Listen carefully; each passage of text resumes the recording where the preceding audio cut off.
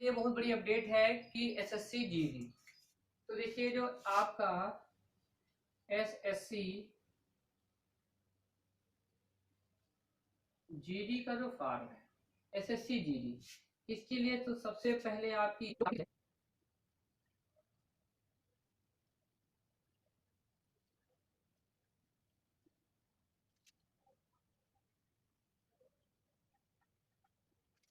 तो आपके लिए बता दें कि जो आपकी एसएससी जीडी का जो फॉर्म निकला हुआ है, तो आपका जो एप्लीकेशन बिगिन हो रहा है, जो आपका एप्लीकेशन शुरू हो रहा है वो 17 जुलाई 2021 से शुरू हो रहा है। यानी 17 जुलाई से आपका ये ऑनलाइन प्रोसेस शुरू हो चुका है। आप अपना फॉर्म को सबमिट कर सकते हैं।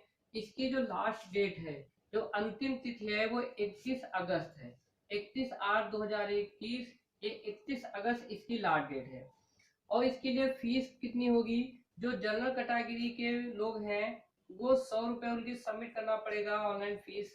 और जो ओबीसी कैंडिडेट है उनका भी 100 रुपए है। जो ईडब्ल्यूएस के कैंडिडेट हैं उनको भी 100 रुपए की फीस सबमिट करनी पड़ेगी। जबकि जो आपके एससी और एसटी कैटेगरी के छात्र हैं उनको उनकी फीस 0 है। और सभी जो है फीमेल की जो फीस है वो आपकी 0 होगी। तो ये है आपकी कुछ इंपॉर्टेंट चीजें कि आपकी 17 तारीख से आपका ऑनलाइन शुरू हो चुका है। लास्ट डेट 31 तारीख है। 31 तारीख तक आप जो है फॉर्म को सबमिट कर सकते हैं। जनरल कैंडिडेट के लिए आपके जनरल ओबीसी और ईडब्ल्यूएस के लिए 100 रुपए और बाकी सबके लिए आपका 0 बैलेंस रहेगा। अगर यहीं पर हम एज की बात कर लेते हैं तो इसके लिए क्या उम्र होनी चाहिए? तो मिनिमम एज 18 वर्ष होनी चाहिए। यानी कम से कम आपकी उम्र 18 वर्ष होनी चाहिए और मैक्सिमम आपकी 23 वर्ष होनी चाहिए। यानी आप 18 के हो चुके हो और अधिकतम आप 23 के हो। और जिनको छूट मिलती है जैसे ओबीसी कैंडिडेट है, एससी कैंडिडेट है, इनकी जो पैरा के अनुसार छूट मिलती है वो आपको छूट मिलेगी। कैटेगरी के अनुसार छूट होती है वो आपको छूट इसमें मिलेगी। तो आपकी एज लिमिटेशन ये है। तो जो लोग इस उम्र के हो चुके हैं, 18 साल उनकी उम्र हो चुकी है, वो लोग इसका फॉर्म सबमिट कर सकते हैं। इसके लिए आपको क्या करना है? 10th पास होना जरूरी है। यानी हाई स्कूल पास होना आपका जरूरी है। जो लोग हाई स्कूल पास हैं उनकी उम्र 18 और 23 के बीच है तो वो डाल सकते हैं। पैरा के अनुसार आपको छूट मिलेगी। ओबीसी एससी एसटी कैंडिडेट के लिए आपको छूट मिलेगी। और हम कैटेगरी की बात कर लेते हैं कि और एसएससी जीडी में कौन से पद आपके पास है। तो एसएससी जीडी में जो आपके पद हैं वो 22,424 है। 22,424 पद आपके दे रखे हैं एसएससी जीडी के लिए, जिसमें अलग अलग कैटेगरी में आपके पद दे रखे हैं। तो आपके जो पद हैं वो किस कैटेगरी में कितने दे रखे हैं इनको देख लेते हैं। तो आपके जो बीएसएफ है, बीएसएफ में कितने पद हैं? तो बीएसएफ में 7,545 पद हैं। और जो आपके सीआईएसएफ है, सीआईएसएफ में 8,464 पद हैं। जो सीआरपीएफ है उसमें कोई भी पद नहीं दे रखा है इस वर्ष। और एसएसबी में 3,806 पद हैं। आईटीबीपी में आपके 1,431 पद हैं। एआर में 3,785 पद दे रखे हैं। एनआईए में इस वर्ष कोई भी पद नहीं दे रखा है। और एसएसएफ में आपके 240 पद हैं। तो ये कुछ पद हैं जो आपकी एसएससी जीडी के थ्रू निकले हुए हैं। तो जिनके लिए आप लोग को तैयारी करना है, इसलिए आप अपनी तैयारी शुरू कर दीजिए। और ये पद है आपके लिए इम्पोर्टेंट कि कितनी वैकेंसी आपकी दे रखी है। तो वैकेंसी जो आपकी टोटल दे रखी है वो 25,271 है। जी हाँ दोस्तों, काफ़ी वैकेंसी है आपके लिए। 25,271 25,271 पदों के लिए आपका जो है विज्ञापन जारी कर दिया गया है एसएससी जीडी के लिए। तो जल्दी से जल्दी आप अपना फॉर्म सबमिट कर दें। जिसमें आपकी मेल कैंडिडेट के लिए अगर बात करें तो मेल कैंडिडेट के लिए तो 22,424 पद हैं मेल कैंडिडेट के लिए। तो यहाँ पे हम देखते हैं कि जो आपकी बीएसएफ में मेल कैंडिडेट है उसके लिए जो जनरल कैंडिडेट है, ओबीसी कैंडिडेट हैं, ईडब्ल्यूएस के हैं, एससी के हैं और एसटी के हैं, इनके अलग अलग पदों का ब्यौरा देखते हैं। तो पुरुष जो कैंडिडेट हैं जो जनरल कैटेगरी के हैं उनके 2,690 पद हैं। ओबीसी के 1,453 पद हैं और ईडब्ल्यूएस के 641 पद हैं। SC कैंडिडेट के लिए 1026 पद हैं, जबकि ST कैंडिडेट के लिए 603 पद हैं। यहाँ पे मिला के आपके 6413 पद हो जाते हैं।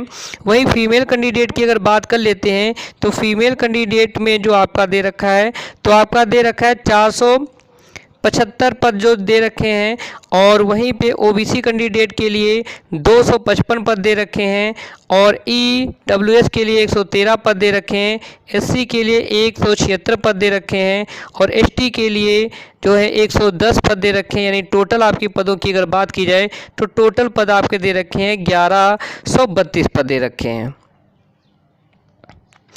वहीं पे CISF की अगर बात करें तो CISF की बात करें तो मेल कैंडिडेट के लिए जो जनरल कैटेगरी के हैं उनके 3217 पद हैं, OBC के लिए 1714 पद हैं, EWS के लिए 760 पद हैं, और SC कैंडिडेट के लिए 1133 पद हैं, ST कैंडिडेट के लिए 786 पद हैं। टोटल 7610 पद दे रखे हैं। वहीं पे फीमेल कैंडिडेट की बात करें तो फीमेल कैंडिडेट में जो जनरल कैटेगरी के हैं 359 पद दे रखे हैं, और OBC के 153 पद दे रखे हैं, EWS के 88 पद दे रखे हैं, SC कैंडिडेट के 128 पद दे रखे हैं, और ST कैंडिडेट के लिए 86 पद दे रखे हैं।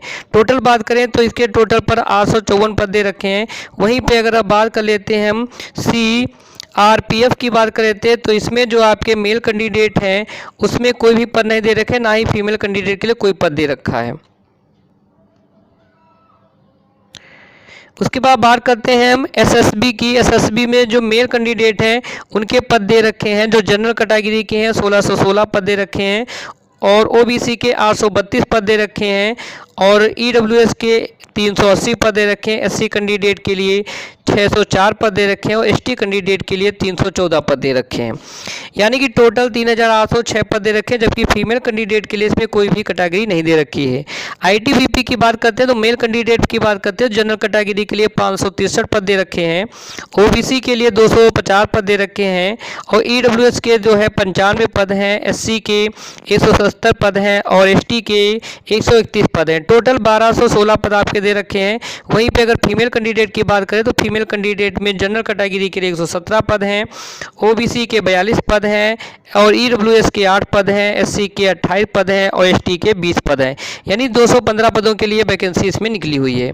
बात कर लेते हैं AR की। तो AR में जो मेल कैंडिडेट हैं जनरल कैटेगरी के उसमें 13,054 पद दे रखे हैं, OBC के 615 पद दे रखे हैं, EWS के 317 पद दे रखे हैं, ST के 351 पद दे रखे हैं, और ST के 508 पद दे रखे हैं। टोटल 3185 पद आपके मेल कैंडिडेट के लिए दे रखे हैं।